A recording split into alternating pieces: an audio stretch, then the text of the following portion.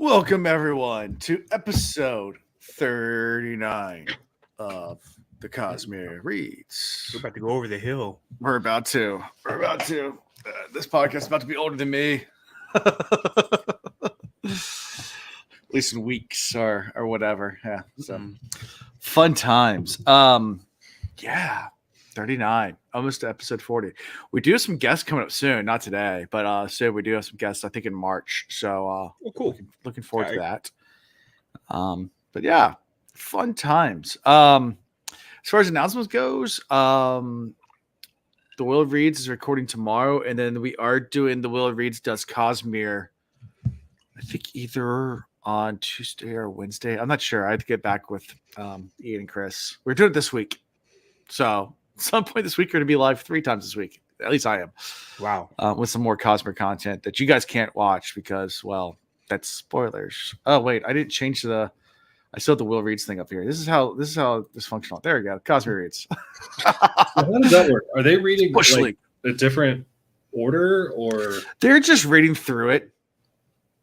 So, like, not going chapter by chapter. They're just reading through it. And then Chris likes to get on and talk about, like, a whole book. So it's like there's no format. It's not like a real it's not like a podcast, and we don't make a podcast out of it. It's YouTube only, and it's just Chris and occasionally Ian coming on talking about the Cosmere stuff. Cool. Well, I'm gonna be the petulant child and be like, "You can't tell me what not to listen to, Dad." I have no idea what's going on because it's book 2 of Stormlight. I've already listened to everything. It's just it'd be completely confused, you guys. You won't even know character names or anything. Oh no, I'll figure it out. I'm already confused. Yeah, so we're doing that at some point this week. But yeah, it's not a podcast. It's just on YouTube only. So anyone who's listening to this podcast, go check out YouTube. The Will Reads YouTube. It's where you can find all the Cosmere stuff, Cosmere Read stuff, and the Will Read stuff, and everything else.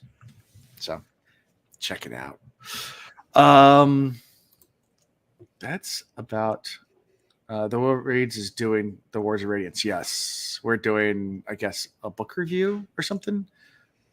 Letting Chris talk about it for an hour because he wants to talk about it. That's what we're doing. If Chris is listening live right now, Chris, what are we doing on Wednesday? Let me know. Our pretty lights. Yes. What's everybody drinking? Oh, so out of a wine glass. By the way, it's wine glass because it says the words "wine down" on it. But I've actually made my own cocktail, which has actually got peach whiskey, orange juice, fresca, and tequila.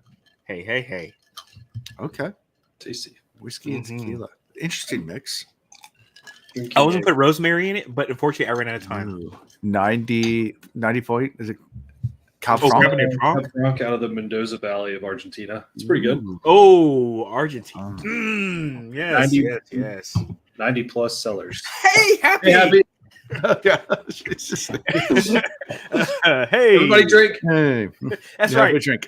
Happy sighting. Everybody drink. Very much indeed.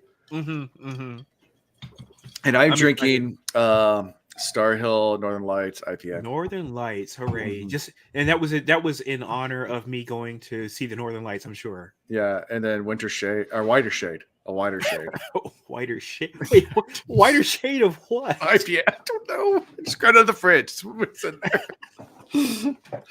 I don't know. That's the worst beer name I think It I've ever has heard. a white stag on the back. It's kind of cool looking can. Oh, well, I like Bunny it. rabbit? That's like a bunny. That's like a jackalope or It's like whatever. a jackalope, right? Jackalope, yeah. Yeah, man. I like that part. Yeah. So, anyway, yeah, fun times. That's all I got really for announcements. Alan is really white. For those of you watching the actual YouTube videos, sure. Yeah. It checks out. It's my own beer, the whiter shade. Yes. Oh, is it the hair on top, dude? Yeah. If that's the case, I definitely got the whiter shade going on right about here and here. I got some white hairline. Got some white all up in here, man. Yeah. There you go. Mine's Will. coming. It's coming. Get in there. Look, Yeah. the worst part is when you when you get your first white eyelash, you're like, oh goddamn, I'm old. I started growing gray in my 20s, so like I was just like, yeah, well, You were a member of the Steve Martin affliction. That poor guy. Yeah. I got like these in my late 20s because my late 20s were just a weird period, and then it kind of stopped. So I'm trying to like not stress anymore. A very weird time in my life. Pretty You much. met me. What is that from? You met me at a really weird time in my life. Fight Club. There you go. Yeah. Thank you. Well done. I'll take Fight Club for 1,000, Trebek. Hey. Boom. R.I.P. After he shot himself the through his master. mouth. And Oh yeah, out of his cheek. Yes, yeah, and he mumbles it. Hey, man, I really weird time in my life. That's right.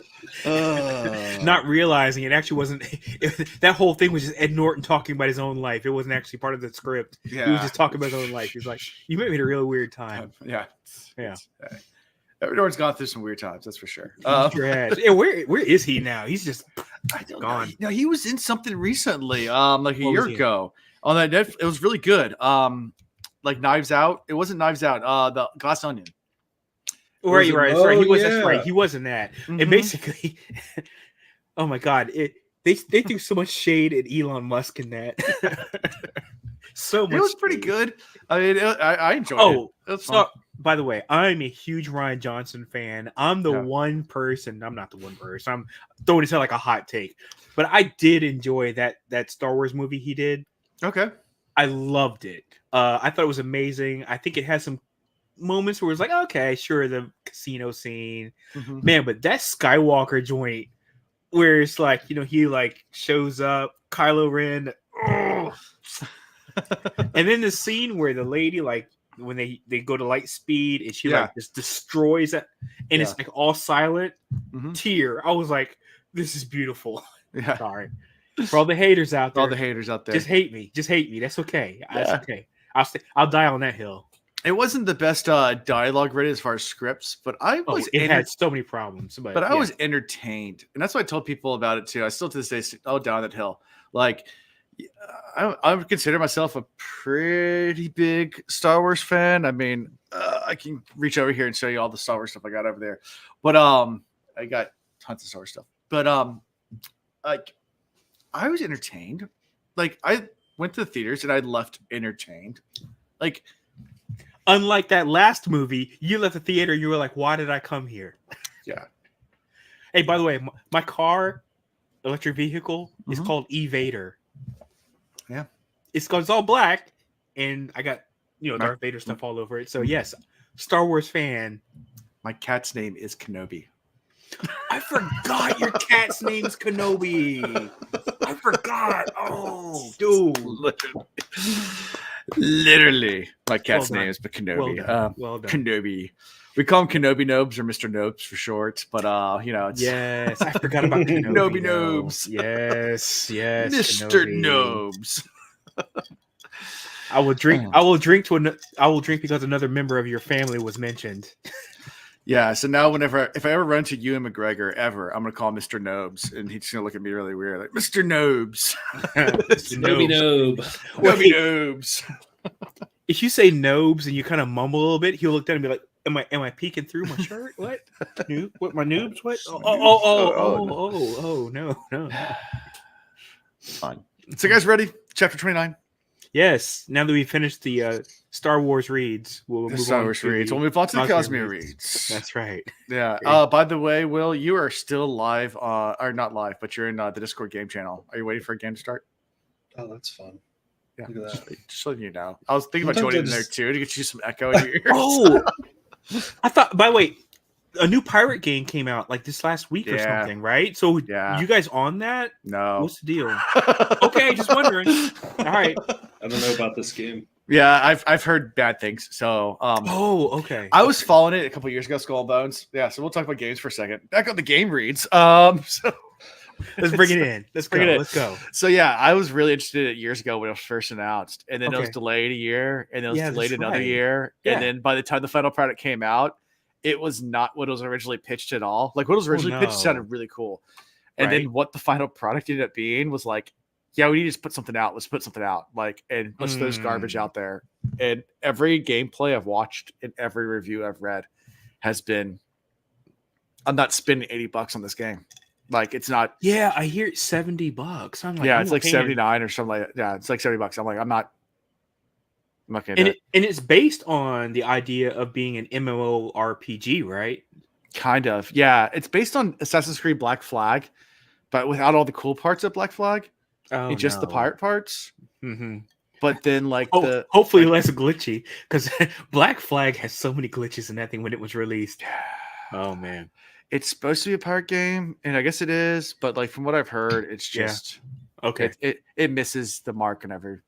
And like I said, I haven't played it yet, so I'm talking bad about what I've just seen from gameplay and reviews I've read. So this is not a hot take. Alex played it. And this is my official review. I'm just not even. I'm not going to pay for it. No. I mean, and the thing is, I appreciate it. Other people are going to appreciate it. I downloaded Hogwarts. I've been like super excited about Hogwarts Legacy. I was waiting for it to go on sale. I was like, cool. It went on sale, $35. I'm gonna snatch it up. I downloaded. I tried to play it, and you guys know I just built a water cooled PC. This thing can play everything. That thing would crash every 5 minutes. I got a resource monitor. It's got VRAM, memory issues and stuff. Yeah. I was like, I know I went beyond the 2-hour threshold. I told Steam, I was like, I want a refund. Take the game back. I don't care. In better Sea of Thieves news, since we're talking about games, the rumor is almost 100% confirmed that in the next few months, they are launching it onto PlayStation and the new generation Switch, which means we have a whole bunch of noobs coming to the servers, which is going to be so much fun. So this is one of the reasons why I didn't get in, by the way, guys. I really wanted to see if that was going to happen. I heard it was going to be released for PlayStation.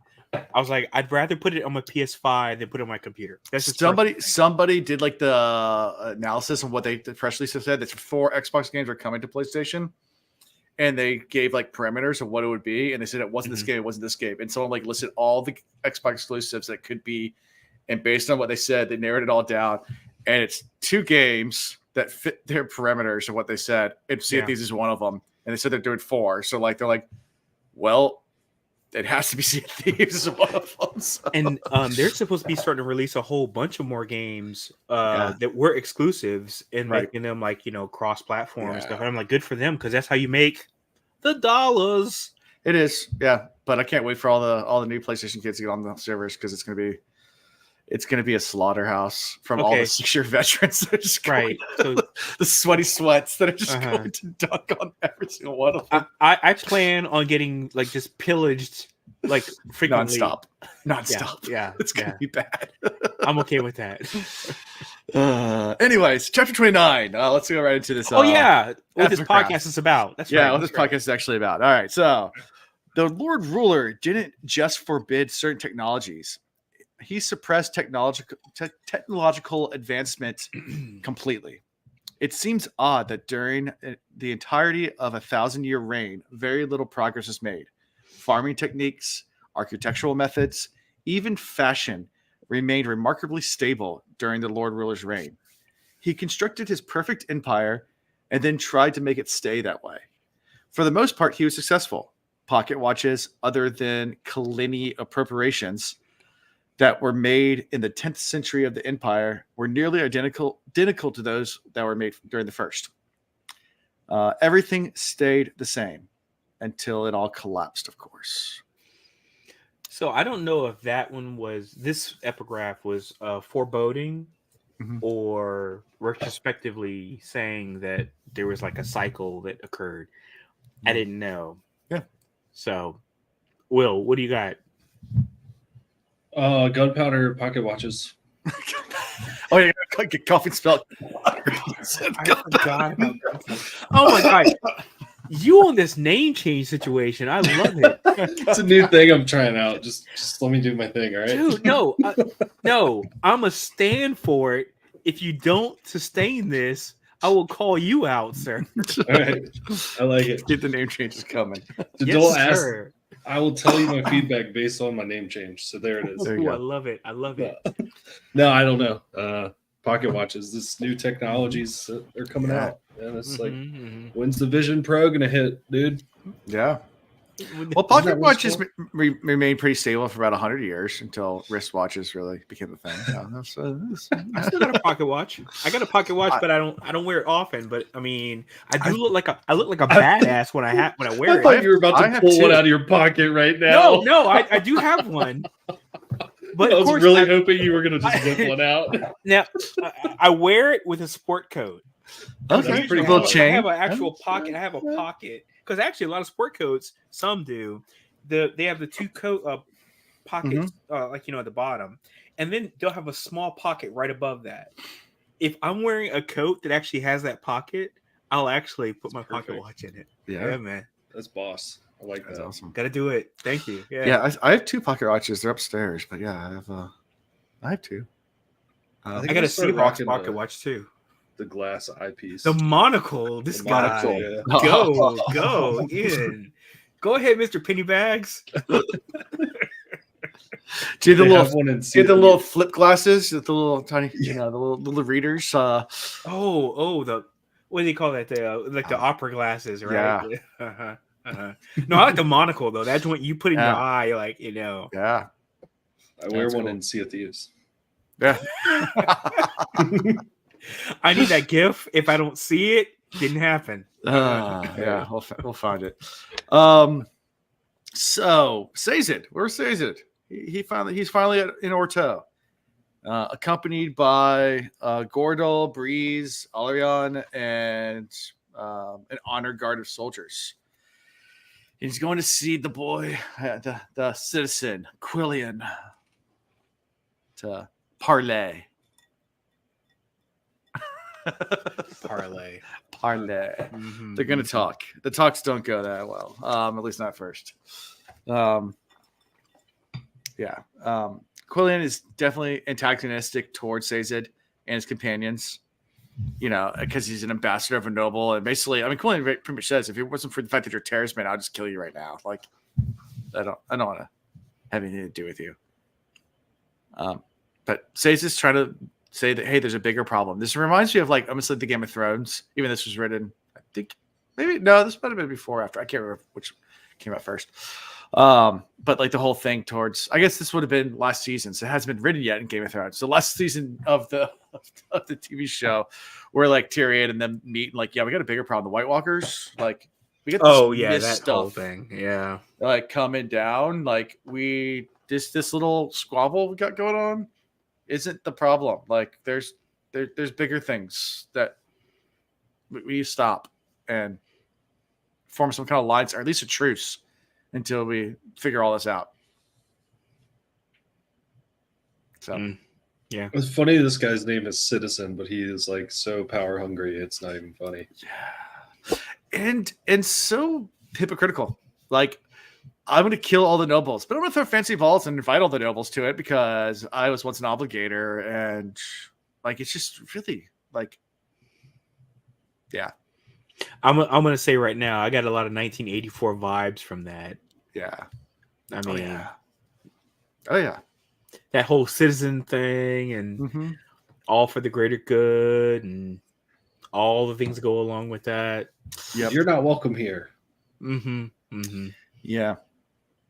That double speak. Double speak. Man, it's been a long time since I read 1984, but yeah. I recommend to anybody who's listening, once a decade, read that book. I haven't read it since I was probably senior in high school. You were overdue. Get on it, because it's just a reminder of how you could have these overlords for the greater good. Encourage you to give away your personal rights and freedoms. So man, it's kind of close to home.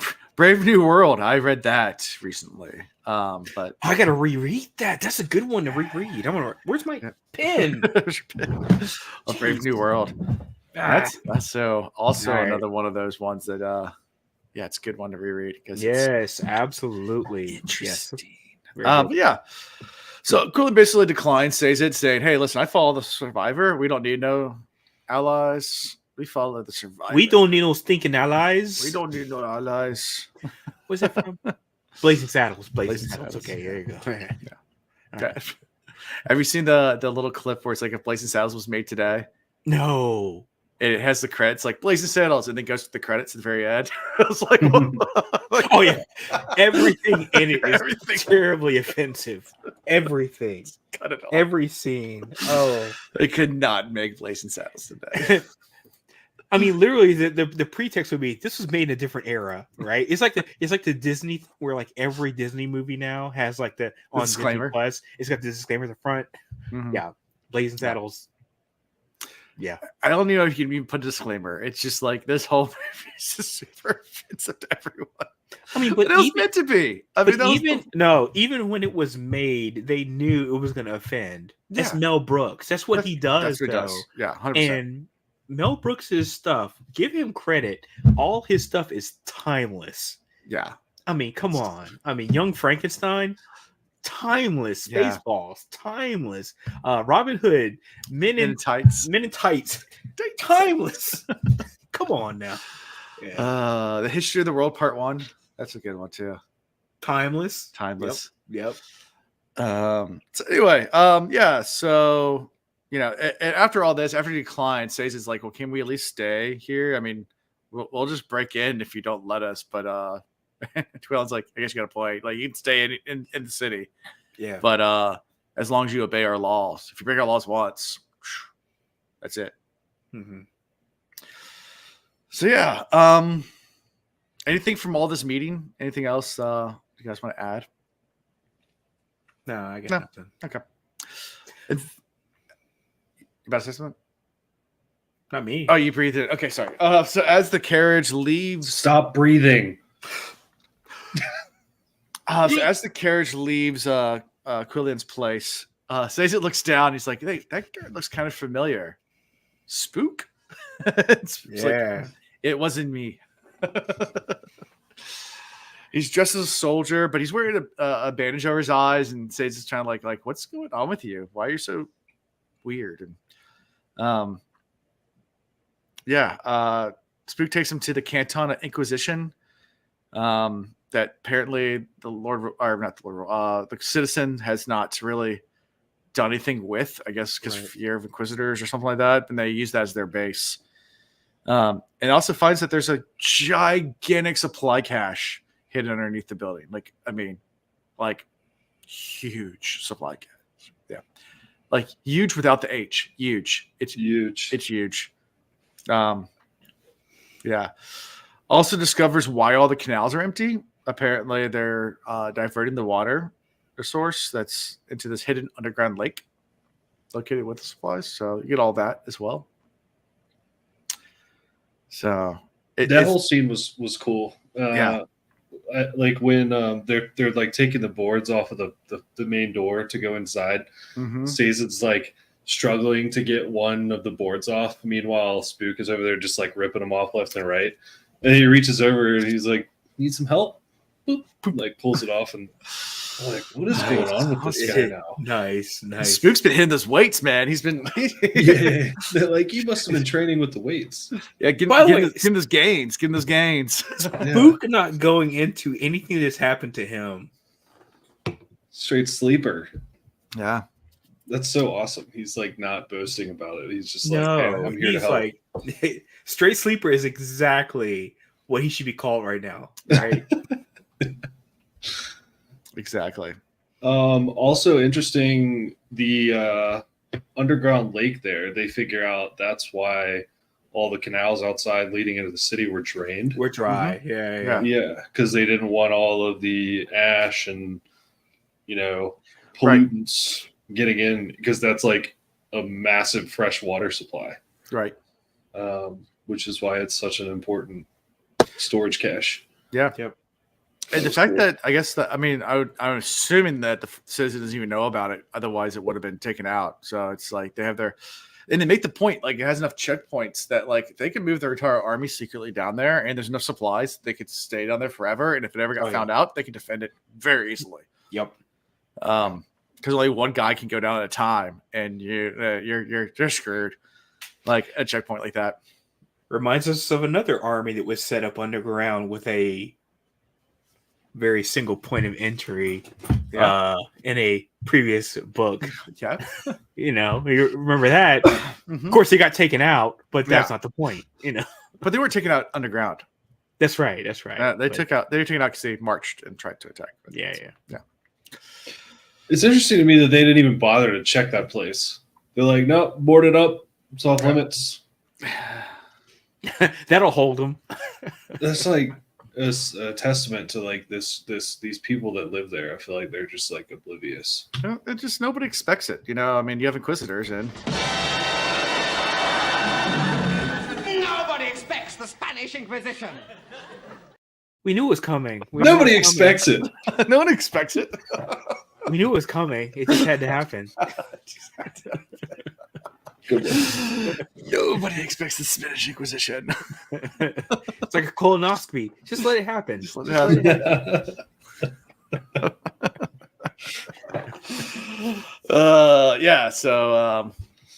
exactly. Sure. Any thoughts from this chapter before we move to chapter 30? No? Okay. Chapter 30. Originally, men assumed that Rashik's persecution of the terrorist religion came from hatred. Yet now we know that Rashik was himself a terrorist man. His destruction of that religion seems odd. I suspect it had something to do with the prophecies about the Hero of Ages. Rashik knew that preservation's power would eventually return to the Well of Ascension. If the terrorist religion had been allowed to survive, then perhaps someday a person would find their way to the well and take it the power, then use it to defeat Rashik and overthrow his empire. So he obscured the knowledge of the hero and what he was supposed to do, hoping to keep the secret of the well to himself.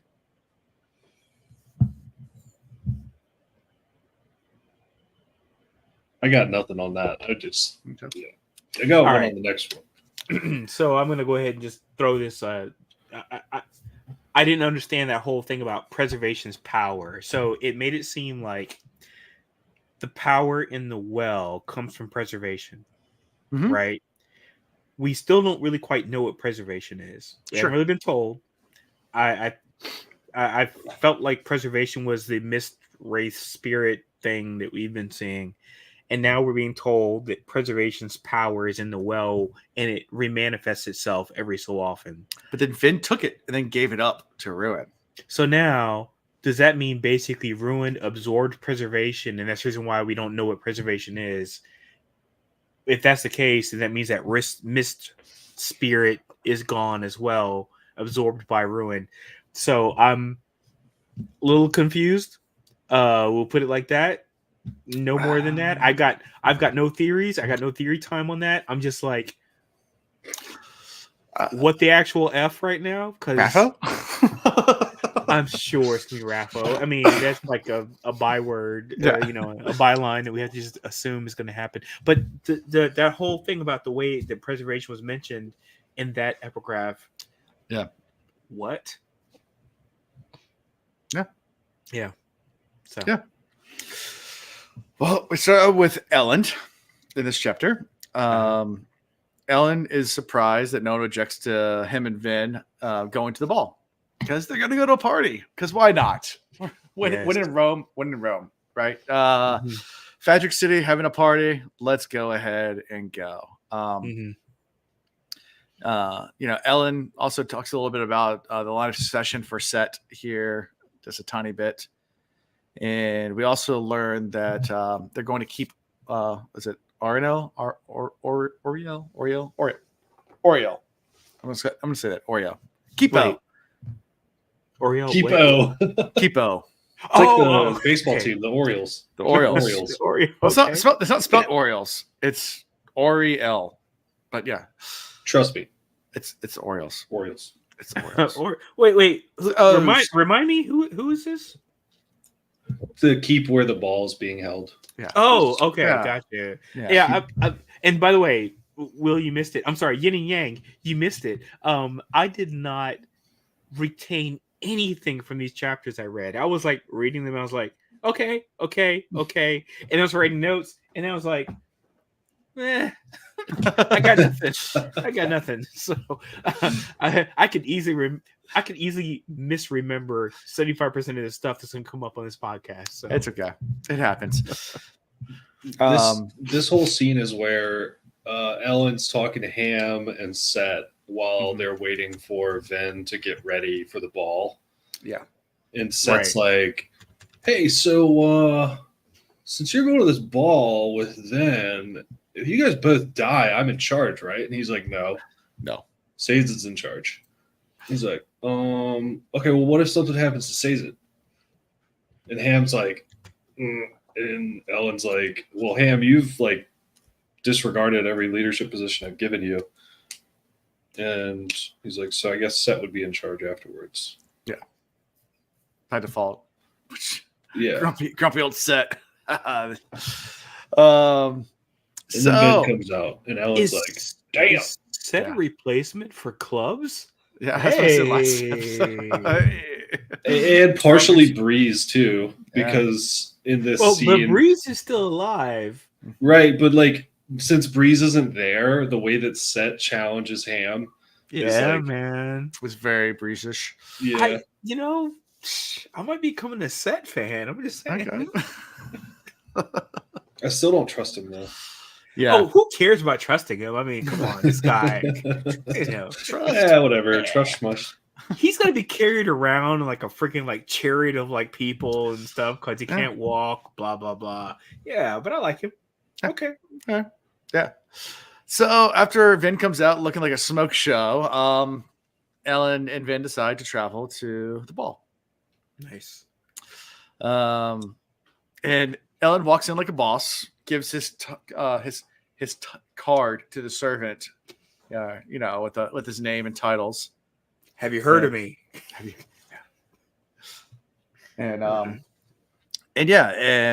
is announced to the attendees, which causes the DJ stops his music. Everybody just like comes to a screeching halt, straight out of a 90s rom-com feel. Everybody stops and turns like, who shut up? Yep. And this is right after they just straight up like jump right into the middle of the entrance. Oh yeah, they use elements. They make a grand entrance. Very flashy. Yeah, already coming. It's a good needle drop though. Seriously, I mean, if you're gonna do that, come on, admit it. If we had that power, would we not? Come on. Oh yeah, 100%.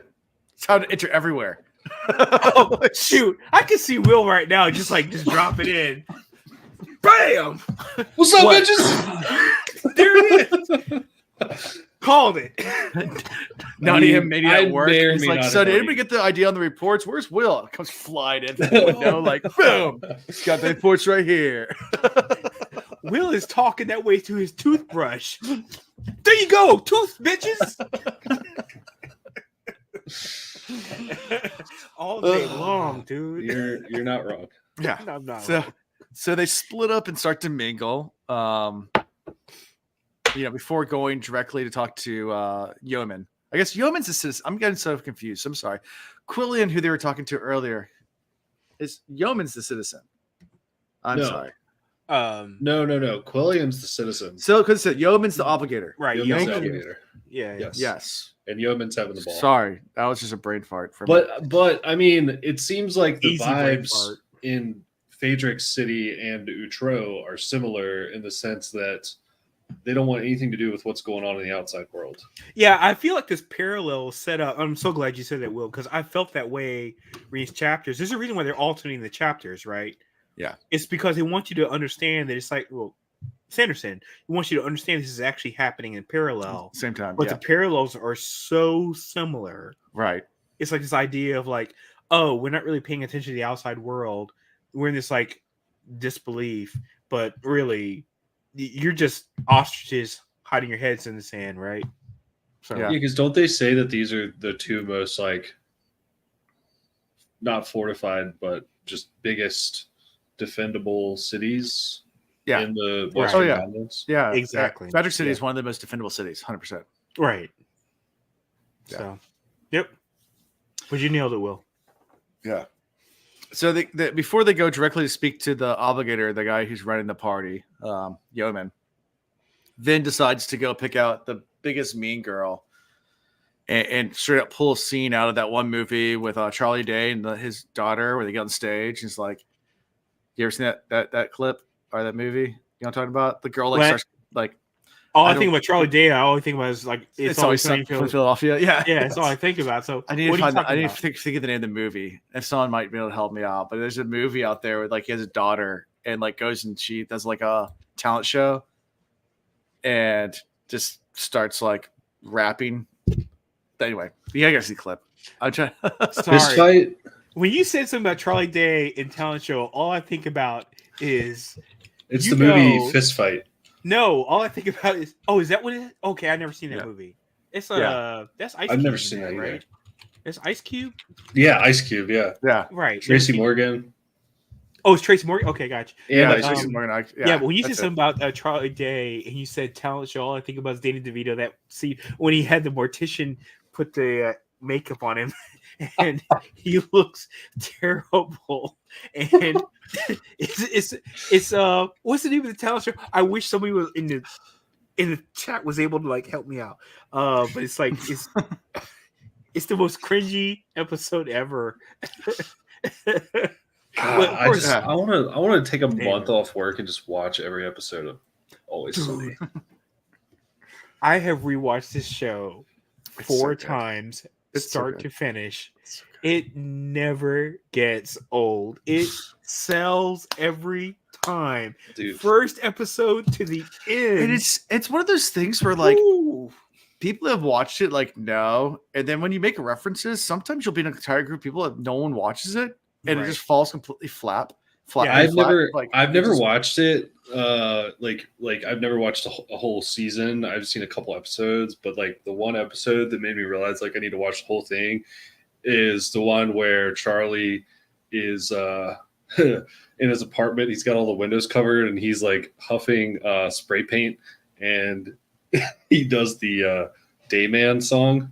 Whoa, fighter of the night, man. Whoa. And Dennis comes over. Yeah. And they're formulating it, and then the next season it comes to fruition, and then they make one of the most beautiful musicals of all time. Yeah. If you want to get that boy's soul, you gotta pay the troll toll. You gotta pay the troll toll. And he's like, you sound like you're saying boy's hole. If you want to get inside the boy's hole. No. I'm saying boy's soul. There's an island in Australia called Dayman Island, and that episode came out before I did my sailing trip years ago. We're sailing along northern Australia, and every time someone mentioned in the map, like, "Hey, we're coming up on Dayman Island," it's like Dayman. Whoa! Fighter of the night, man. Whoa! Anyway. Yes. Yeah, I've been at parties before, like where they're like flip cups going on, and I'll start doing Flipadelphia, flip, and like people just look at you like you're strange, and I'm like, oh no, it's Always Sunny. And they're like, nah, I've never seen it. I was like, that's such a great episode. When I was in college, I lived with a bunch of guys. Whenever we played Flip Cup, like at a certain point, after we had a few beers, it would always turn into the massive like Flipadelphia chant. Flipadelphia. Oh, Gotta do it, man. Each time, every time. Yes. Those guys were huge Always Sunny fans. Yeah. So Vin goes up to the meanest girl in the whole room, Lady Parson or Paterson. Yeah. And basically, like, just calls her out on her bullshit. Just like, doesn't even address her. Just like goes up and like. She dresses her down. Yeah. Oh my god. Look, let's think about Vin at balls 2 years ago, 3 years ago, whatever it was. Yeah. The way she would act, whatever, talk to, interact with. She came in there strutting her shit and just like completely. I mean, she tries to be like a little like, cool and formal and cordial. Mm-hmm. And then she just like is like, hey, by the way, when this shit all goes to F, what are you gonna do? You're gonna go ahead. You're gonna take her your ish. You're gonna run. You're gonna leave all these people out here in the leech, just like wondering like, where's our people? Who's gonna take care of us? And, I mean, sorry, I meant to say in the lurch. And she like dresses her down, and then gets up from the spot, walks away, and they're all following her. Yeah. It's just like little church girls, just like, Yep. hey, tell us more about what you're talking about. We're gonna introduce you to some other people. Yep.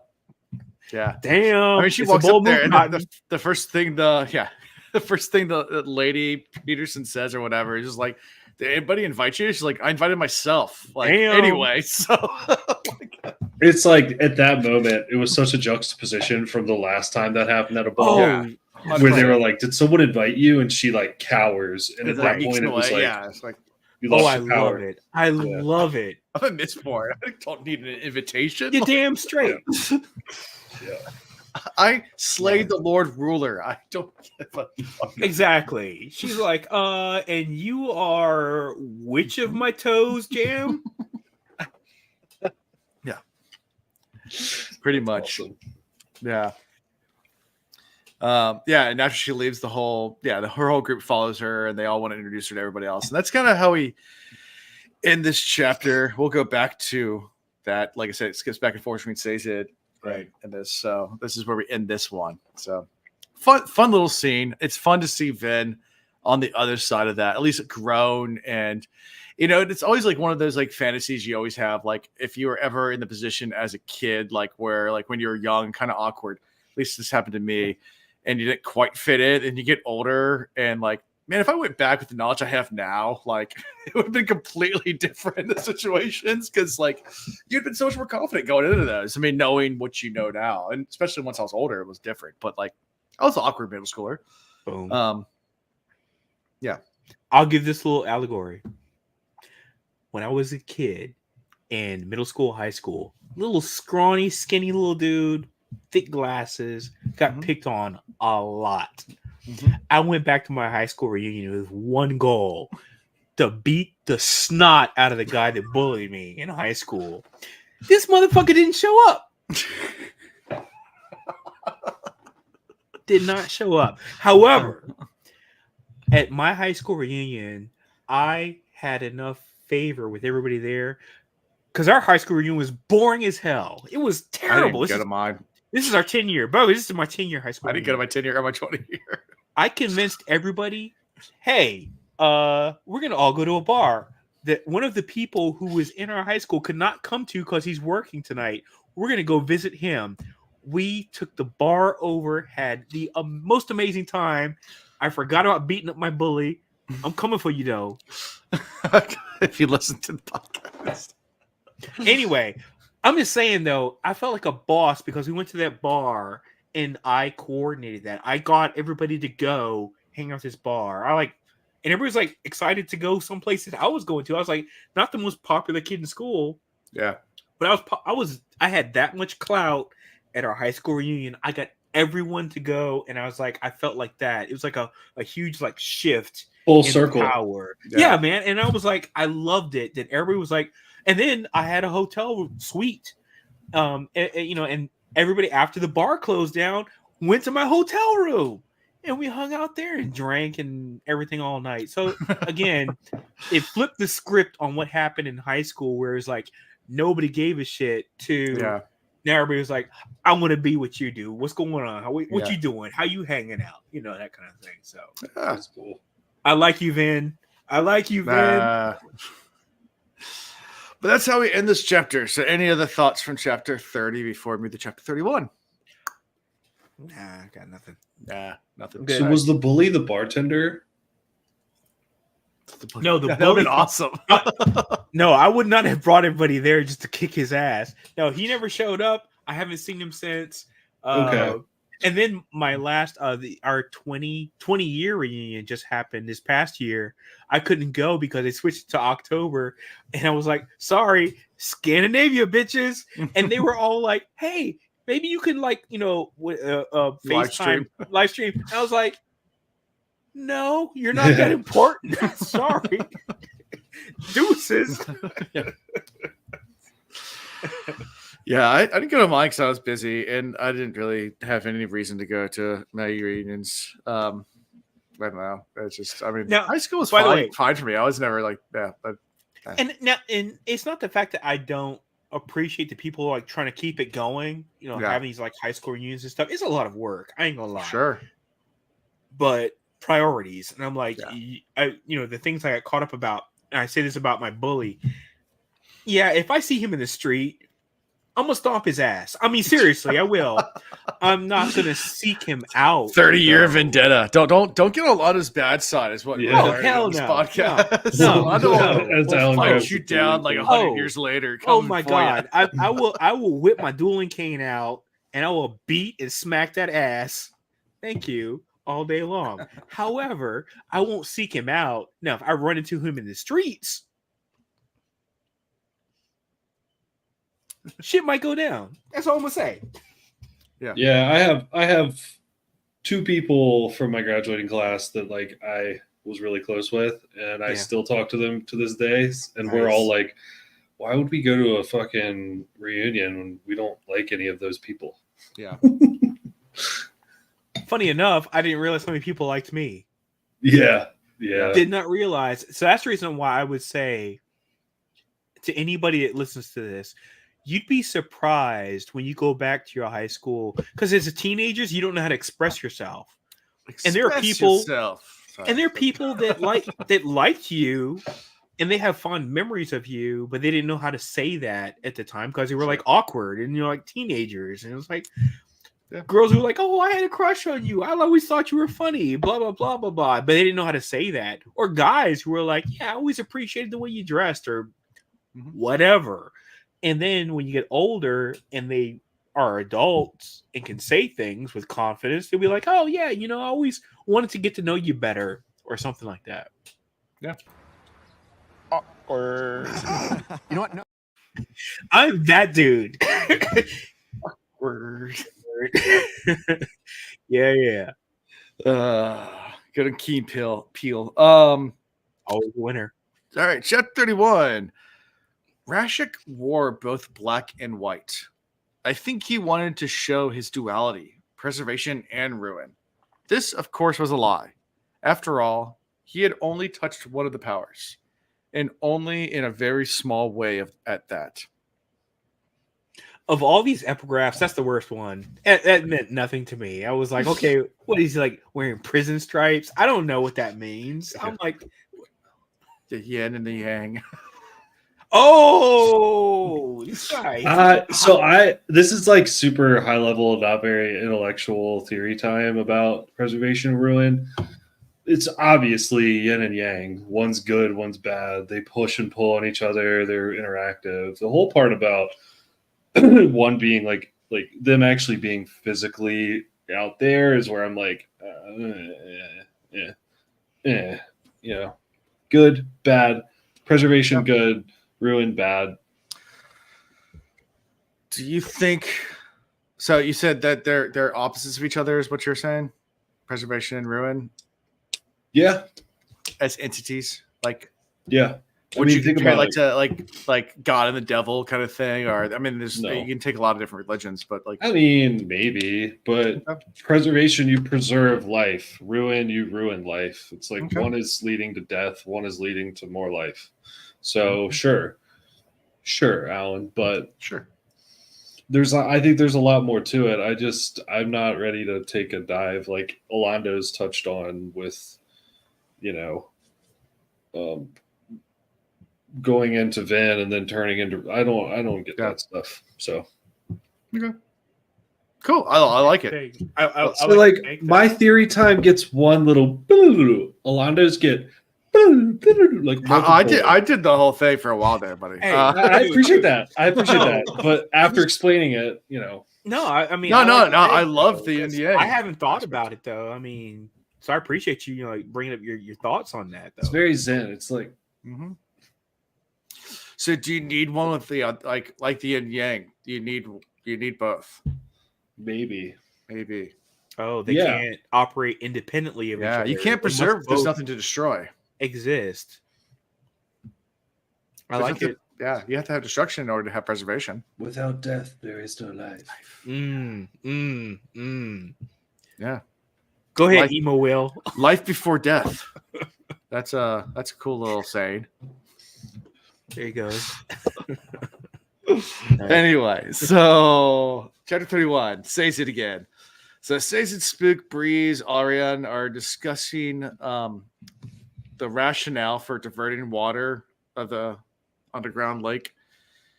And just this is where they really get into deep into fluid dynamic physics, and I start to glaze over and have no idea what they're talking about. No, it doesn't go that deep, but I have a friend of mine who's actually a PhD in physics. He's working at Jefferson Labs here in Newport News, and he's I think he's either just got his PhD or is still working his dissertation. But I made the mistake. If you ever know someone that's getting a doctorate in physics, don't ever ask them what they're doing a dissertation on. Yeah, they'll even talk though your head off. But and then in words I don't understand. Like I like once I can understand. I mean, I understand the basic layman terms of quantum physics. I can understand the layman aspect of it. But when you get like that next level, he started talking about fluid dynamics and the quantum implications of fluid dynamics. And I just, at that point, my eyes glazed over and I was like, what? So I have numerous friends who have doctorates in all kinds of specialities. Sure. I don't care what it is.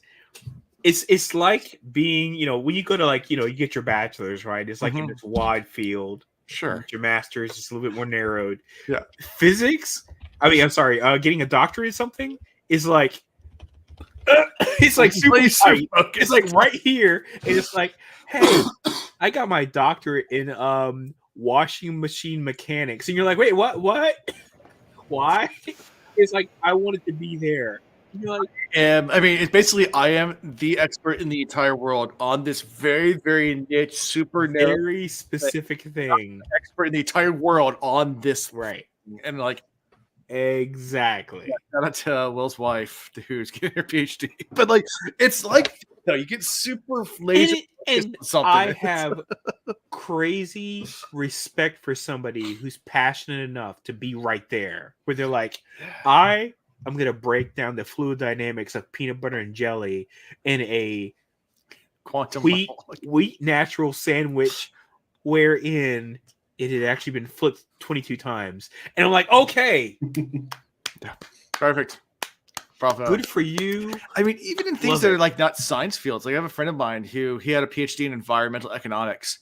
Dude. And I asked him about his dissertation and he did it on, I was like, how did those, I was like, this sounds paradoxical. Environment, economics, like environmental, like obviously destroy the environment. It's better for economics. like in my brain, like screw the environment, make money.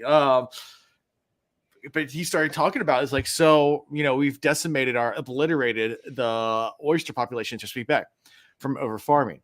Right. And he said the amount of water that filters out, in the bay by oysters, if the population were to return to colonial time levels, where the bay was actually said when the colonists first got here that it was crystal clear water like Florida, how much would it cost to get the oyster population back up to that level?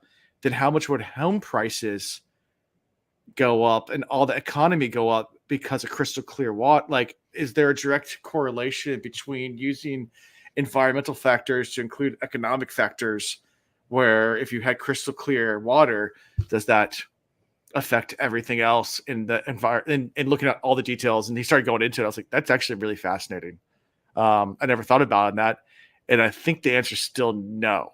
But yeah, so did he like really prove the answer is yes or no, or like?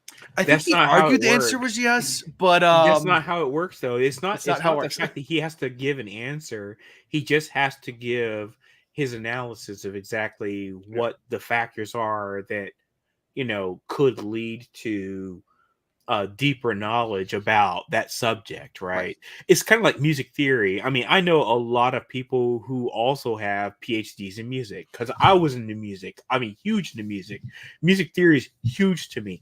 And the stuff they do, there's no yes or no answers. It's just like if you take music theory and go a step beyond that, what doorways does that open up? What fields of thinking does that open up for you? Yeah, that's what it really comes down to when you get to that doctorate level, right? There was someone that was I was watching some of music theory, not got on that subject, where they're talking about how everything is tuned to a certain key based on from back in the 1700s. This guy that created an instrument and all the keys that we use, like the sharps, the notes, but there actually are, you think about A, B, C, D, E, F, G, and then the sharps and flats, and that's what we use, but there is sounds in between those two, and you could move the key between that and create an entire instrument that does not follow any other musical key. Right. Well, because now we're talking about frequency, right? Versus notes, because notes are based on certain frequencies. But there are sub frequencies between. We are getting really out of this. We're getting way away from the cosmic. How many sharps can you put on a note? How many flats can you put on a note? And that's it, because a sharp is a very denoted like sub frequency of between two frequencies that we are like locked into. And if you take and this has actually happened where somebody's taking an entire orchestra. And usually we always like tune on a particular note. Frequency, like, that's what I'm saying. Yeah, it's major, is B flat, right? B flat major, right? So if you take that note, right, and you said we're gonna just like have everyone in the entire orchestra downshift a quarter, not the next flat or sharp, but just downshift a quarter. What does that do? How does that change things? Because now you're hearing things in a different way that you're not expecting. That no one that most people never heard. Right. So it's because most people only hear the same. What is it? 15. I think it's 15 notes in a chromatic scale. Right. What's it? 1, 2, 3, 4, 5, 6, 7, 8, 9, 10, 11, 12, 13. Oh, 14 notes. 14, so if you take those notes and now start subdividing it, how does that change things? Right. Yeah. In your head. Anyway, we're getting way off of the conversation. Jazz is cool. Fluid dynamics of the great. pool under the cache in Orto. Yes. Let's go back to where we were. So they discuss, they're discussing this lake, and then they move on to discussing methods for removing the citizen, without allowing him to be replaced by someone just as bad. And Sazed's here playing a little bit of devil's advocate. He's taking Quelling's position as a true follower of Kelsier and Kelsier's policies. Like, hey, he's not necessarily going against, on paper, or at least in speech, what Kelsier preached, and we all followed him. Like, so are we the bad guys? Instead of just taking that kind of, are we now the bad guys? So I said this in a theory time a few episodes ago, and I feel like this is like coming back to the questioning I had, which is like, the Lord Ruler did this stuff for the greater good, right? So it's like, are we in the infancy of where he was when he came up with this challenge, right? Right. This is like, again, I feel like it's cyclical. I know saying cyclical is like kind of like going back into the wheel, but I'm kind of feeling like it is right now, not knowing more. Yeah, than what we're gonna hear later with Raffo, of course. Raffo, yeah. It's like this saying. It's not a saying, but like, if you're in a leadership position, you're bound to have people despise you. Yeah. In some form or fashion. Right. It's only a matter of time, right? Yeah. I mean, and Sazed's bring up the point, like they're really good at overthrowing empires, but now we are the empire. Right. So, like, do you just give up? What are we doing? Like, someone's going to take over. They're what we were, sticking it to the empire. but now because they're not us, like they're like, who's the bad guy? like, And they have the best thing right now is to keep that awareness. Mhm. However, imagine them 1,000 years from now. Could you see them being in the same boat as the Lord Ruler? And I'm saying yes. They could be the Lord Ruler 1,000 years from now, going through whatever. Because imagine having to explain yourself over and over and over again, and then getting to a point where you're like, I'm not gonna explain myself anymore. Just do what the hell I tell you to do. Or I'll kill you. And 'Cause- I'm gonna set up these Steel Inquisitors. I'm gonna set up these Kolos. I'm gonna set up these Kandra. I'm gonna set up all these things right here to keep all of you in check because I don't feel like explaining it again. Get a little Taylor Swift comment. Hi, it's me. I'm the problem.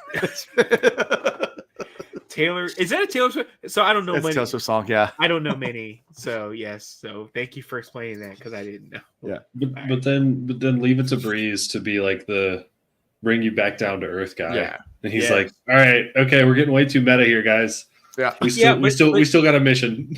Yeah. So here's the thing: what if the Lord Ruler had a cadre of people around him that did exactly what is happening with Ellen and Vin, etc. Mhm. And because they did not have the same capabilities to live forever, they died. If you lose your inner circle, how would that change things? Would you What if become so separated from That's like your everybody? moral compass. What if he didn't lose his inner circle?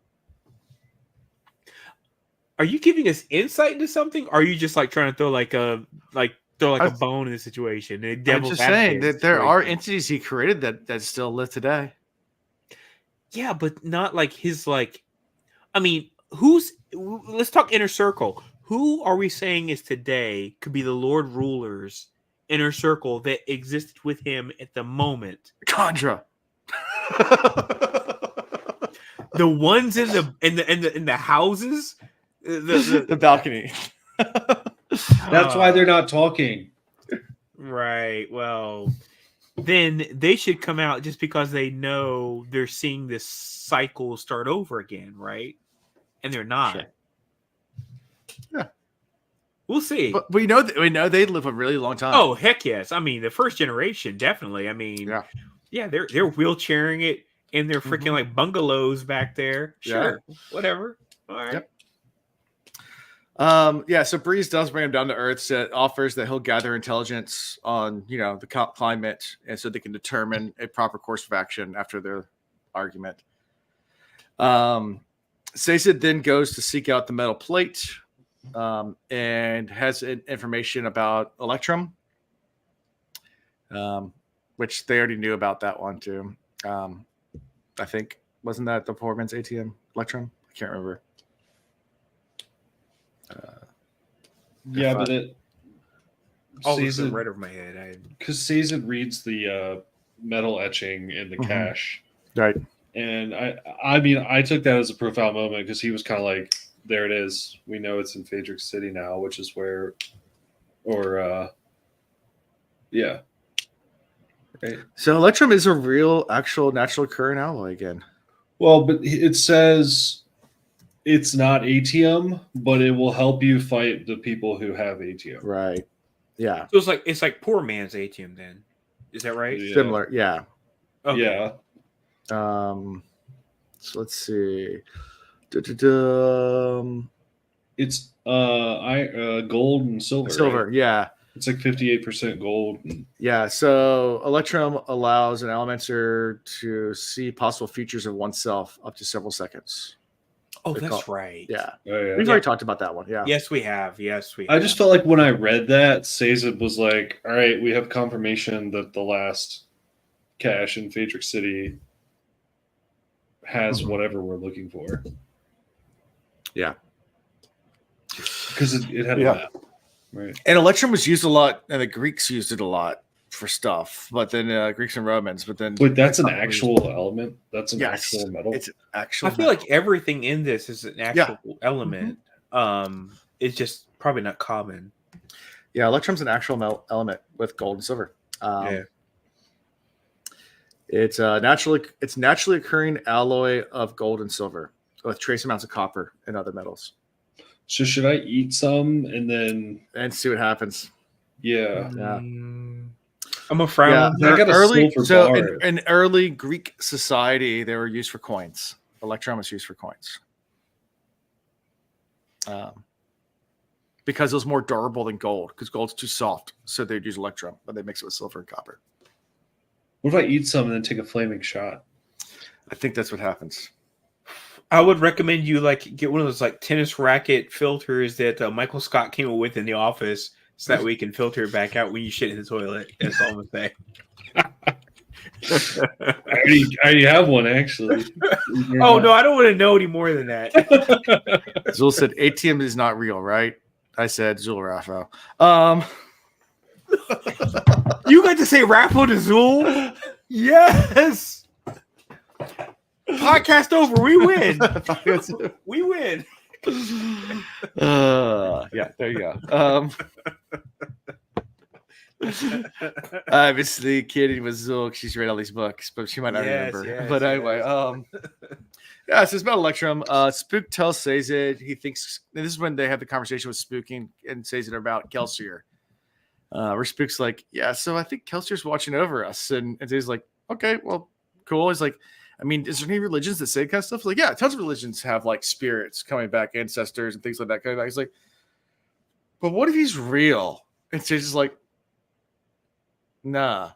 That's not what are you talking about, Spook? It's like, nothing. Just nothing. But Spook being the catalyst that restores Sazed's faith in religion, though, turning point. I mean, I felt like these chapters were ho hum all day long. Mm-hmm. I mean, well, the ball was cool though. All the ball stuff is actually pretty cool, so I take that back. However, Sazed's faith being restored by Spook, chef's kiss, dude. Yeah, chef's kiss. Yeah, y'all thought that Spook was this little character that's gonna be killed off, just cannon fodder. Oh, I definitely thought it.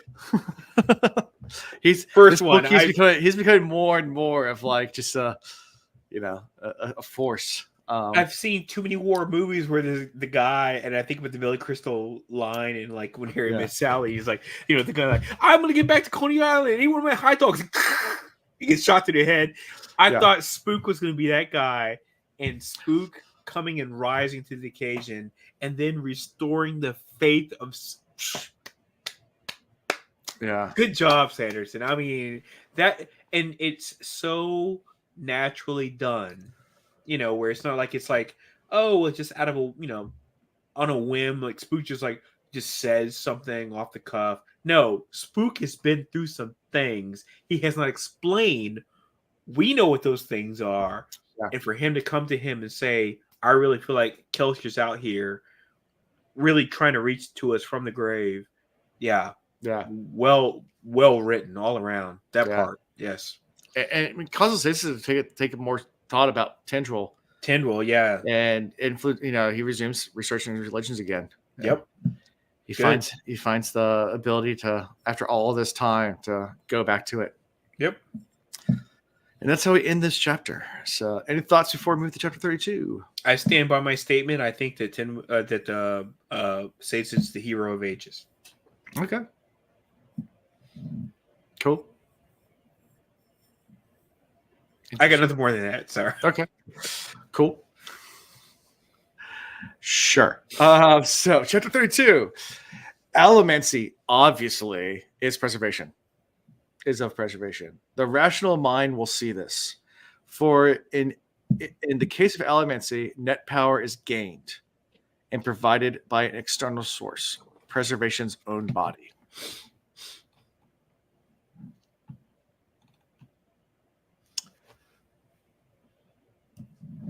Thoughts? I got nothing. Okay, cool. That was very ethereal. I mean, Will, you got anything? Yin Yang, I mean, do you have anything on that? No, I was just going to tell Alan to stop looking at me. Oh. Stop looking at Stop looking at me, Swan. Swan. I was about to say. It's okay. Is that the whole piece of the? That's all it is. The epigraph. That's it. Nothing more. Nothing less. Yeah. No, I mean it makes sense because allomancy is. Well, we know. So the external source is preservation's own body, and we got that from a previous epigraph that what Ellen took, that bead, was a piece of preservation. Sure. The other part. Yeah, but like, so what if allomancy is used for bad and not good? Then it, then that brings in the question: is preservation good all the time? Yeah. So. And that gets the whole question: is preservation in Ruin sentient, where they have their own autonomy or autonomous, where they're not necessarily good or bad; they make their own decisions. Right? Are they embodiments of anything, or are they just like concepts? Concepts, yeah. Like pure good, pure evil versus sentient. Right. Where is one evil and the other hope? A new hope. How you say you're a Star Wars fan? Don't like hope. All right, the whole thing's around hope. I get it. I mean, hell. I mean, yeah, Star Wars is about hope. How Harry Potter is about love. I get it. It's about these ethereal concepts. Sure. I guess I'm tired of hearing them. I'm gonna stand by that. Have you ever seen the theory that Harry Potter is just Star Wars with shitty lightsabers? Have you seen that? Yes, I have. The wands are just shitty lightsabers. Yep. An orphan kid raised by his uncle finds out that he's the destined one. Yeah, it's like wooden lightsabers. Here we go. Yeah. Shit lightsabers. Anyway, good times. So in this chapter, we're back at the ball. Ellen continues to kind of walk around. He encounters Teden at the ball, his old friend. He runs into his old buddy. Yeah, that's right, Teden. Yeah, Teden. Yeah. And he's like, "Oh, good to see you." He's like, "Yeah, good to see you too." He's like, "Ellen, you changed so much." He's like, "Yeah, I had to." Like, dude, do you know how hard it is and how stressful it is to run a kingdom? All right, I have to do what I have to do. All right. And Teden's like, "This is not the old Ellen I knew." And he goes, "Yeah, the old Ellen you knew is dumb and naive. I've seen some shit, all right?" Yeah. I mean, that's pretty much the conversation in a nutshell, in my opinion. It is, yeah. I mean, you nailed it. I've seen some shit, man. I'm not the same person anymore. Right. Oh. He's like, "Hey, by the way, did you hear about how I died?" Yeah. I mean, yeah. Rough stuff, man. Yeah. He's like, "Oh, well, good for you. You married a pretty wife." Yeah. Right. Yeah. Tries to change the subject. Yeah. Ellen's like, "Okay, I'm So done." So your chick's kind of hot. Did good there. How's that working out for you? And all Ellen's thinking about is like, "You have no idea like how hard I've become." Like, it's like, "I'm sure you don't know. I literally decapitated our friend Jastes." Like, Oh, that's right. Yeah. like he thinks about that. He's like, should I talk about how I offed our friend's head? Yeah. Next conversation. You don't know how far I've gone. Like, yeah, over tea and crumpets. Next go around, I'll tell you about how I I'll tell you what happened decapitated to our friend. Yeah. And how far I'll go if it needs, if the ends justify the means. Yeah. So. But Ellen decides eventually to go to Yeoman's table to confront the obligator. Yeoman's wearing a ATM bead, on his forehead, tied in a little jewelry thing. It sounds a little Star Wars-esque for a princess kind of thing. Yeah, where you it like is. a little bead on the head. It's like very Padme. That's all I'm saying. Yeah, and it gets this little awkward moment where Ellen just sits across from him and says, like, "I'd like to talk to you," and Yeoman doesn't even acknowledge him for like a couple of minutes, and like he's like, "We can play the quiet game. That's fine. Let's go." Like, I'm just gonna sit here and wait and wait. It's awkward. Yeah. Finally, they start to Whatever. talk, and Ellen delivers his ultimatum, basically saying, "Hey, listen, we can work together. We can work out some kind of peace deal, and that way, you guys can keep your autonomy. You can do your own thing. That's fine. But we got to beat this Miss Spirit stuff, and let's just agree to be loose friends for now." And Yeoman's like, "Meh." Jeez. Yeah. A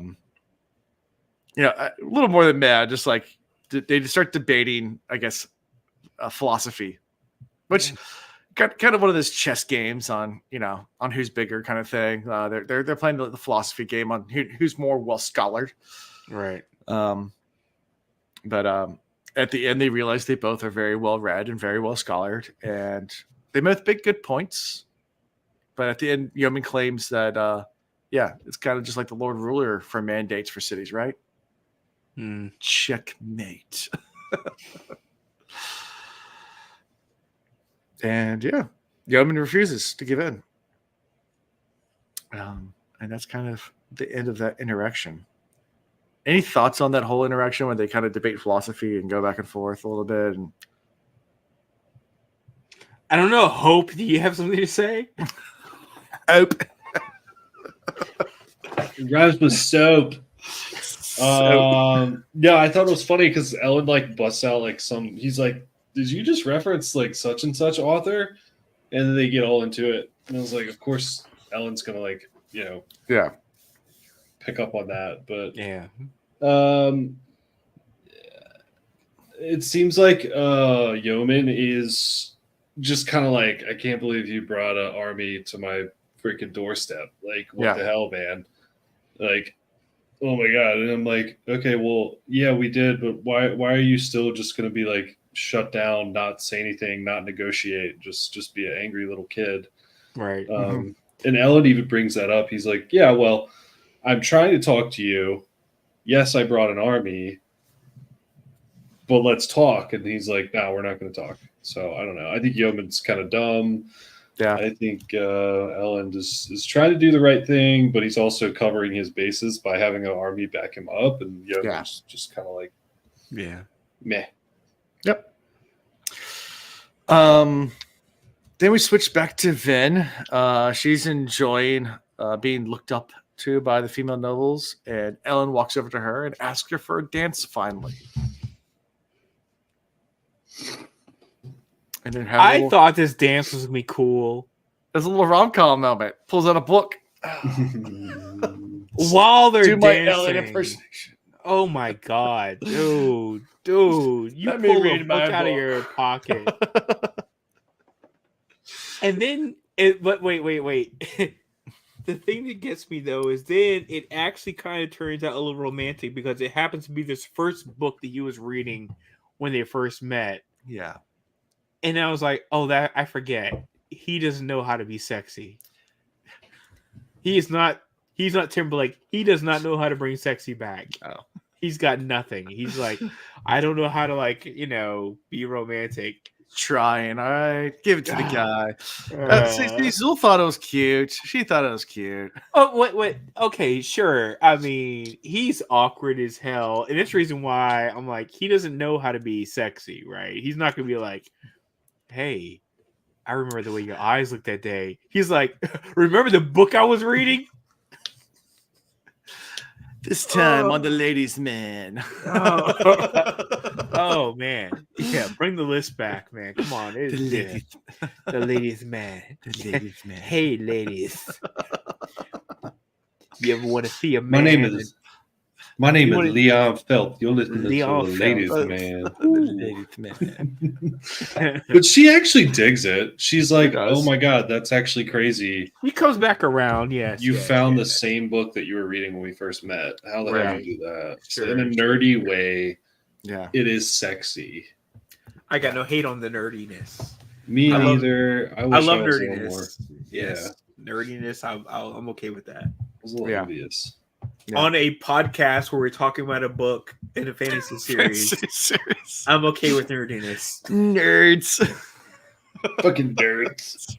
Nerds. Let's push the glasses up a little bit. Just Nerds. hey, gotta do it. Gotta do it. Yes. Yeah, it's funny. My son's second birthday was yesterday, so we had a party last night. Oh, I saw the 2 behind you. The what? Oh, the 2. Yeah, the 2 right there. Oh, there you go. Hey, well yeah, he done. turned 2. Yeah, that was a little Congrats to that dude. Yeah, little decoration for the party. Nice. And one of my friends from one of my old friends from back in the day, from way back in the day, walks in and sees my Wheel of Time book series up there and just looks up and goes, "Nerd." I was like, and that's when you brought your dueling cane out. and that's when I busted the dueling cane out, and we challenged each other to a duel right then and there. No, it was great. It was funny. Whatever, I don't care, dude. So, and yeah, you fought like lightsabers. Just right. yeah. Okay. Funny story. You remember the old lightsabers, before they made the cheap ones, but the ones they used to sell in Walmart?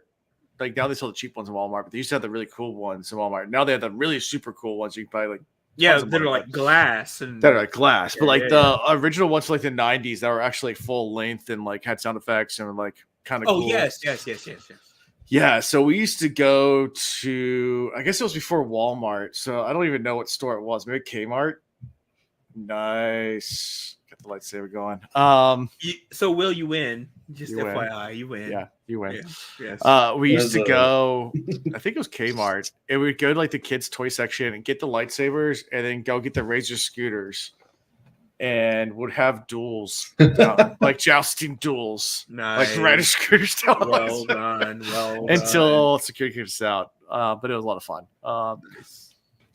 If they had TikTok or YouTube back then, things that I would have been viral and famous because of the stuff that or either that or in jail. I don't know. It's yeah, you will be tracked down for that. Well, I mean, not that. That's not that. not that. No, people do that kind of stunts, but I've never seen anybody do that stunt. Which I'm on YouTube. I'm sure they're out there, but I'm sure. Yeah, it's out there somewhere. it would have gone viral. I'm telling you. 17 people watch that video. Yeah, 17 people exactly. Yep. So yeah, after this, they plan to attend their next ball, which happens happens to be. Yeah, they're already putting the things together. You're like, yeah, hey, they're putting the date down. Hey, let's our next date. It's gonna be at Yeoman's place. They're like, okay, let's go. And which Yeoman lives where they think the storage cave is. Right Underneath, it's in the other canticle, not in the Inquisitor place, but in the Obligator's place. Which.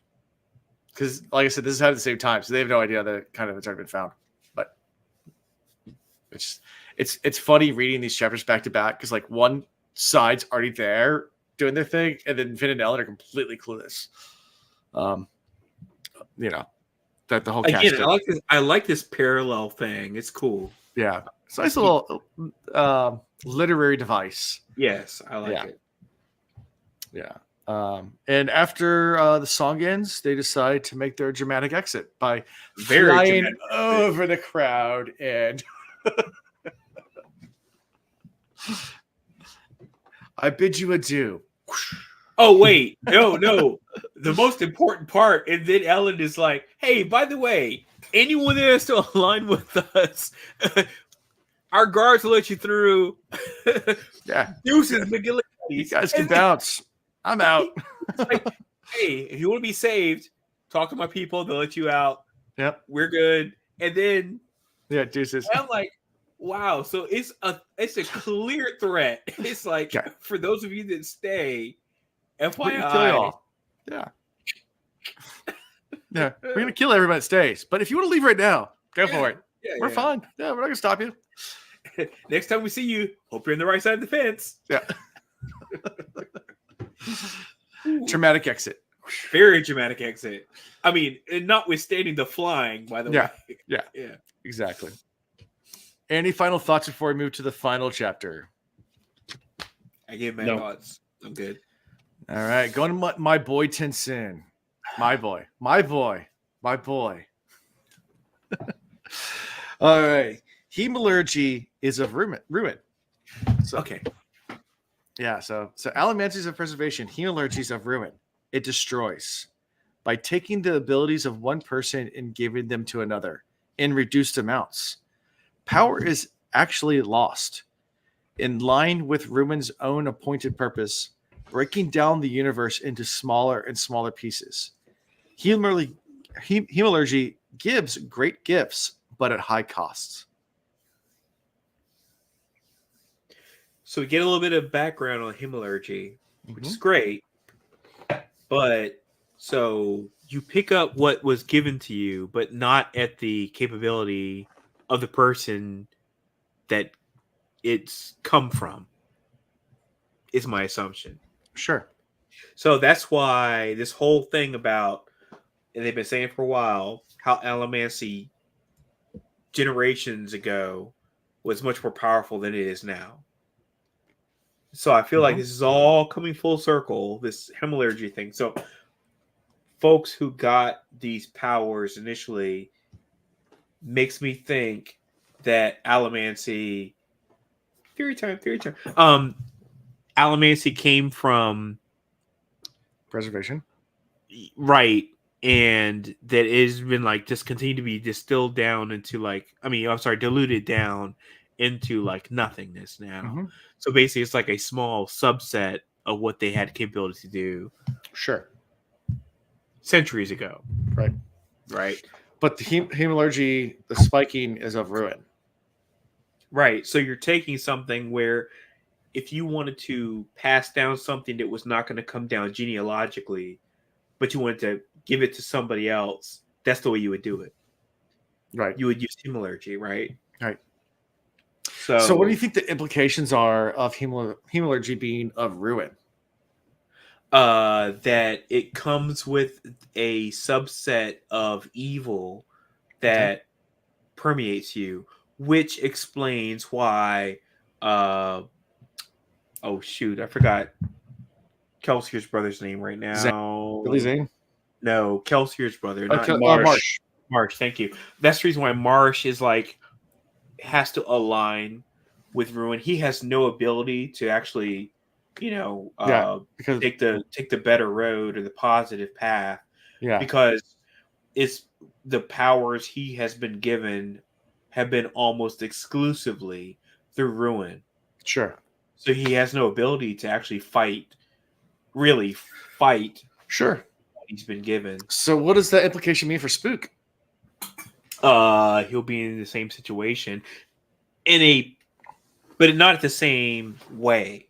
Because I thought about that. I'm like, okay, well, Spook got that. It was unintentional, that whole thing that occurred. But that means that there's a possibility he will be corrupted in the same way, not at the same level or at the same, prevalence as everybody else. But he's gonna have to struggle, unfortunately.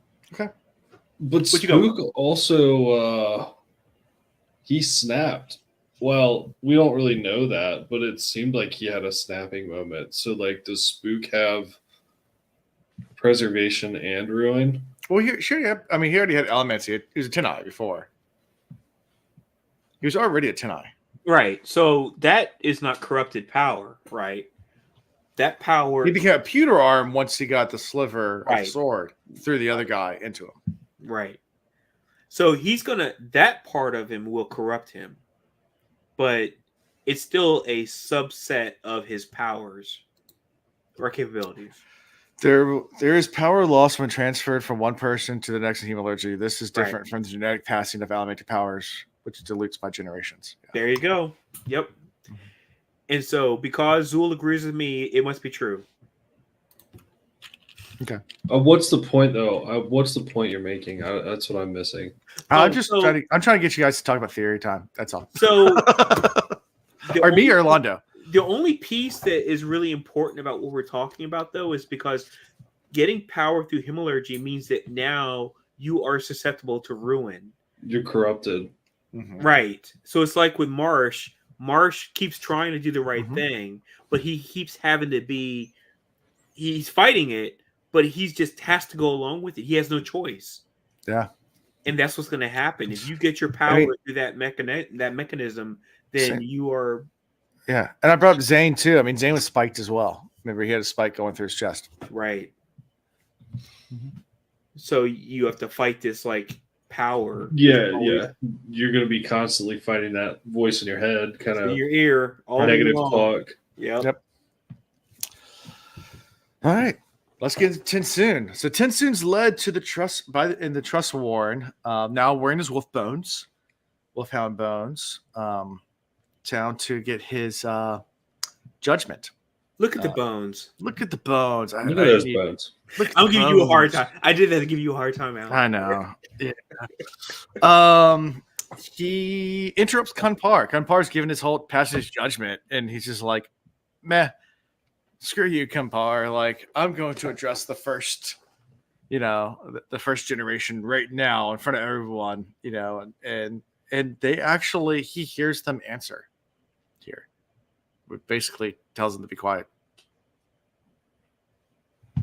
Where is the clip, Alan? Yeah, okay. We talked about this before the podcast started. I have downloaded the clip. I have Zool. not edited it, added it into StreamYard yet. All right, it's coming. It's coming. All right, the clip is coming. We will get there before the end of Mistborn. All right, get him. Anyway, so he interrupts Kanpar to address the first generation about the state of affairs around the world, and basically they tell him to shut up. Like, their voice actually comes from up above, like, which they surprise everyone because they haven't heard them talk in forever. And you also learned that TenSoon's old enough to actually had addressed them before they kind of became isolated. He's met the first generation. Right. Yeah. So, but the fact that he talked at all. Yeah, the fact that he talked at all, yeah. Because he addressed him. He was like, hey, what's up? Yep. What's up? What you gonna do? And come out, And Kanpar just ignores him, or doesn't really ignore him, just talks over him, continues the judgment. And since TenSoon's sentence is for be imprisoned for 10 generations or 1,000 years, and then death by starvation for the crimes of rebellion and endangerment. You're going to beat him into a freaking pulp and leave one hole. Yeah, was it death by starvation? I mean, because it made it sound like they were going to like feed him his food. Yeah. Through a little hole. Right. Is that starvation per I guess, se? Yeah. I mean, that's kind of how I interpret that. So they're going to beat him to fracture. Right. And then they were going to leave like a little hole in the brick. Yeah. They were going to push just enough food through, which sounds like going to sustain him. Basically just to barely keep him alive for 10 generations. Right. But then after that, death. All right. Is that starvation? I mean, I think the idea is that you would slowly starve for 1,000 years, but like keeping you just barely alive, but you're still like constantly. But if you're in a really enclosed space where you can't even exert yourself in any way, shape, or form, starvation was after the hole. All right. Oh, there's my soon-to-be doctor wife. There you go. It's two separate things. Yeah, two separate things. Yeah. So the whole thing is after. I mean, the whole thing is during the whole 1,000 years. Yeah. And then after that, they're like, and after that, starving. The hole closes up. Was it a hole or was it soul? The kids inside the conjurer's hole. The boy's hole. Soul. I don't know. Yeah, 10 generations of being fed through a hole and then executed by starvation was the sentence. Okay, sure. That's so 10 generations, about 100 years per generation, and for Contra speak. So it's lots of pain. 1,000 years of being slowly starved until they cut it off after 1,000 years. That's a crappy judgment, but a really, I guess for Contra, it's like the worst kind of punishment. I guess I don't know. Sure, I don't know. Like, I would hate to have just barely kept alive, like where you always feel like you're like on the verge of death, like starving. Because I get hangry, man. I get really hangry. Everybody does. Thing. Everyone gets hangry, dude. That's not. That's all people. I know, but like, this is a torture. Like that actually get to me. Like, yeah. Just give me a freaking cheeseburger. Yeah, I'd rather be whipped than be hangry, man. Really? No. We're gonna hold you to that. Hey, for Alan's 40th. I'm already. Yeah, Alina, you should be happy about this judgment.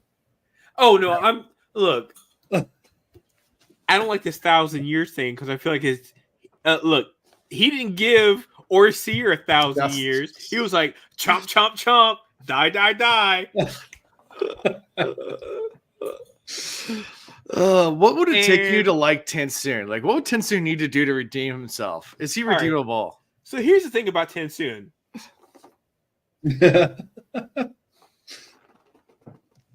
Nothing. There's no redemption. No redemption. None. Zip, zero, zilch. I hate him. I don't care. Cannot be For ever our redeemed. podcast listeners, Alondo just did the real roll in the up middle finger. No, I didn't. I just took some hair out of my eyelash and pushed it away. By the way, I'm changing my name right now to Justice for TenSoon. So Justice. I mean, why not? Justice for TenSoon. And when I say justice, I mean the bad way. I mean the bad. But TenSoon doesn't take any crap because he's just like, you know what? You can judge me and pass all your sentence all you want. I'm in a wolfhound, bitch. I'm out. Yeah. Oh man. It hurt me in my head right now. So you have all these people that can shapeshift and all that kind of stuff, and then they basically, because they made their bones out of crystal, they're all slow. They're like beat. I'm like, oh my god. Where's the? So wait. If your bones are made out of crystal and whatever, who actually was going to enforce this? I'm still trying to understand that. It's who's honor. the guard? Honor. Who's your strong man in the corner who's gonna be like, I'm the guy that's gonna intimidate you and make sure you get in you're a hole with a hole. They had hope that TenSoon would would follow the rules. That's the end of the episode, people. Hope to see you next week. You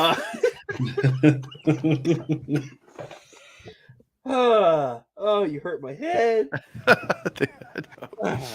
Anyway, so TenSoon just runs away. They can't catch up. He's in a dog body. If you ever try to chase after a dog, ain't happening. Unless it's like a little pug or something like that. I mean, if it's a full grown like German Shepherd, like a wolfhound, it's you ain't catching it. You ever have somebody in the neighborhood who's like, "Oh, I lost my dog," and then you see that dog, and you're like, "Oh yeah, I'm gonna go out here and help capture their dog." And I go outside, and I got like little snacks in my hand and stuff. I'm like, "Hey, whatever," and I go up, and the dog kind of wants to come at me and whatever. They're so skittish, and then I was like, "I can catch this dog." Nope. I chased a dog for like a half mile. Dogs are fast, man. My dog. I mean, I have just a baby retriever, and she is fast. Like the ability to push on 4 legs versus 2 legs, it's not even possible. She turns into a blur. I mean, you think rabbits are fast? She catches rabbits all the time. All the time. I can catch a rabbit. Funny enough, I can catch a rabbit. Yeah, I could never catch a dog. Yeah. Nope, they're fast. Not gonna happen. Yeah.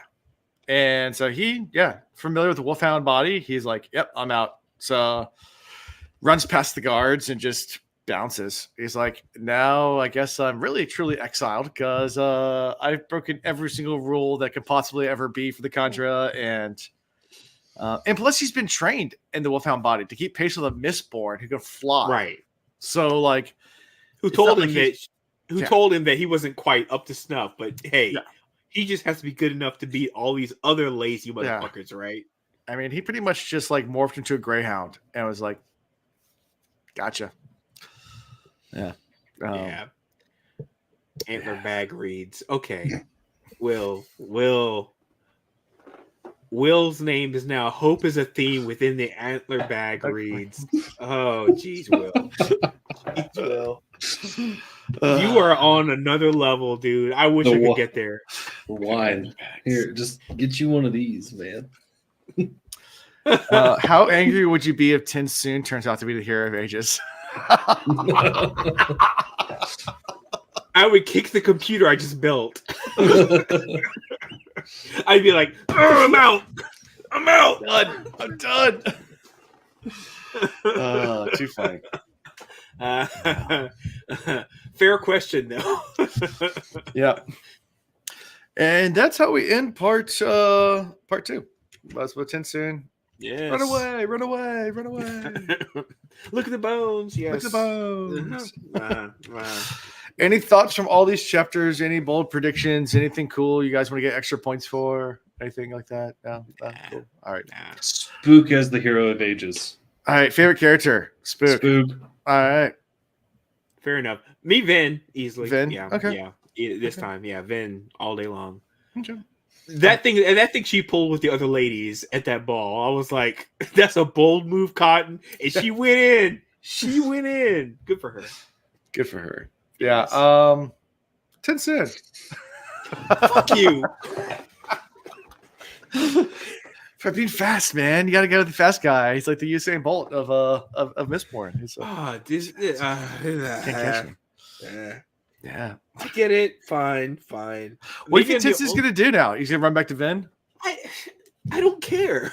Oh, no, you don't. I really don't. I'll be honest. Am I the only person in all of existence that hates this guy still? Because Yeah, pretty much everybody loves TenSoon. really, I mean, am I the only guy that's like upset that much about what he did to Orsier? I think He was commanded to. He had to obey the contract. I don't care. I know you don't.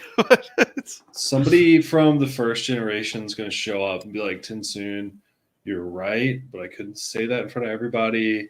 Here's what we're going to do. First generation is going to show up. Yeah. There's going to be a whole flip there. Okay. Yeah, has to be. Yeah, no, Will, you nailed it. It is so foreshadowed that the first generation is going to come in and be like, "Sorry, we've been sitting over here on our cans and our bungalows, but yeah, we need to go ahead and like actually like step up and do our thing because the Lord Ruler's gone." Yeah, I get it, but I hate TenSoon. Period. Okay, you guys remember my theory time from I know most people first hate book? Breeze. Don't talk about Breeze hating here. Hold on. Oh, really? These people hate. I didn't know that. So the first generation is my theory time from book 1 about the tree ents. Okay. The tree ents. Oh, that's good. Okay. That's really good. I like I it. told you the ents, dude. The ents are The coming. ents. They're like, Yeah, "Ents are so coming." right. So you have this older generation who has witnessed all of history, who have been like sidelined the whole time, not purposefully. They just did it on their own, voluntarily sidelined, and now coming into the fray. I love it. I love it. Yeah. I don't love TenSoon, but I love that theory. Yeah. Cool. Good deal. Yes. Well, next time we're going to start part 3, The Broken Skies. Okay. Sounds ominous. And we're doing 5 chapters, 34, 35, 36, 37, and 38. We did 5 chapters this time, so yeah, that's okay. Do it again. We're going to do it again.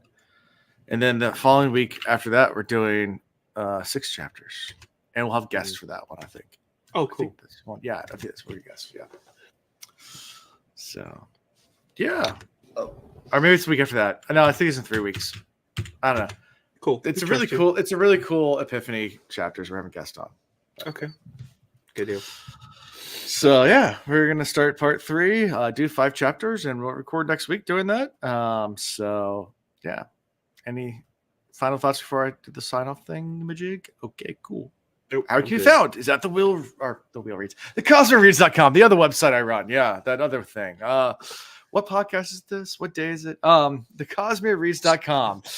Find links to everything, such as the Will Reads Discord server, because that is what it is. The Cosmo Reads has a section on the Will Reads Discord server. You come hang out there. Yeah. Also, make sure to check out the links to our merchandise store, where you can find T-shirts, frosty mugs, all sorts of cool stuff like that. Patreon, if you feel so inclined. We'd love to hear from you there. And yeah, come follow us on social media. Where I occasionally retweet other Cosmere stuff. And is it still tweet? Is it still called retweeting? I re-X other stuff. I X stuff. Xing. It's a stupid thing. Whatever. Rebranding. It's Anyway. the worst. It's the worst rebrand I think I've ever heard in my It's entire bad. existence as an IT person.